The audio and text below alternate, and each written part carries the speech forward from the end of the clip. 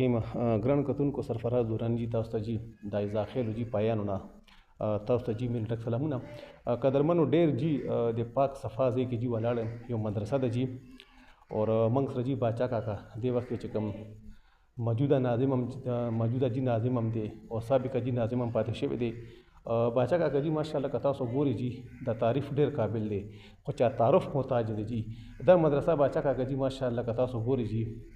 خپل په دې پیسو باندې جوړ کړی دی او باچا کاکا مخکې هم که تاسو که د خدمات ګوري نو چا نه جي پټ نه دي غوندې باچا کاکا سره غوندې د مدرسې په حواله باندې یو خبرې به کوو چې باچا کاکا څه وایي باچا کاکا د یو جهان جي مننه ماشاءالله تاسو چې کوم جي ماشاءالله کوم دا نیک کار کړی دی ماشاءالله د مدرسې او دا خو جي چا نه پټ نه دی او تاسو جي مخکې چې کوم زړه کې نور کوم خواهشات دي ابه تاسو څه وایي درانی صاحب زه تا ته مدرسې ته په راتلو باندې هرکلی وایم هرکله راشه الله دې خوشحاله کا او زه به بس دا خبره وکړم چې په دین کې سکون دی مونږ د صرف او مطلب مو د الله رضا ده چې الله رانه راضي شي او انشاءالله الرحمن دا مو دغه کړې ده دې کې 3 استادان دي اوس د خیره سره او تقریبا داسې 90-95% پورې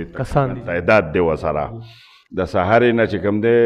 دا چې کومې د کورونو مشرانې ښځې دي دی راځي د هغوی نه لکه هغه منځونه وله ټیک کوي په دغه باندې پوهیي او په منځونو کې دومره غلطیانې د دې مشرانو څومره جي تعداد دی تقریبا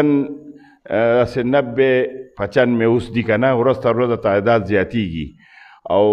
دا سارې نه چې کوم دی مشرانې ښځې وي بیا د غرمې نه پس 2 بجو نه وروستو تر ماښامه پورې دا جینکۍ چې کوم سکولونه راشي یا ماشومانې دی وي او دا او 3 استادان دي هغوی سره 3 قسمه دغه د مناظره ده تجویز دی او حفظ دی او دغه ترجمه ده که نه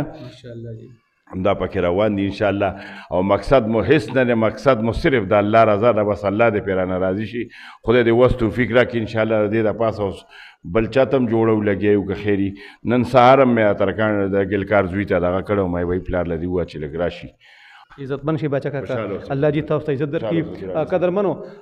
باچا کاکا جی ماشاءالله تاسو وکړو هغه جی دا خبرې وکړي چې یاره سکون صرف او صرف د په جي دین کې دی جی یا ساتئ که سروزی که څلور میاشتې که د عمرې که جی د حج که انسان صرف که اراده مو کړي نو الله پاک قبلوي باچا کاکا دا مو چې یاره دلته خدای شکر دی څومره چې کوم د کلي ماشومان دي دلته راځي او سبق وی لګیا دي زما زړه کې چې کوم دی دا خواهش دی که د دې دپاسه زه یو ډبل چت جوړ کړم او انشاءالله دا زما زړه کې یو اراده ده او دا به جي زه خامخا کوم خوشحاله اوسئ آباد اوسئ دا ویډیو جي ما لپاره نه د باچا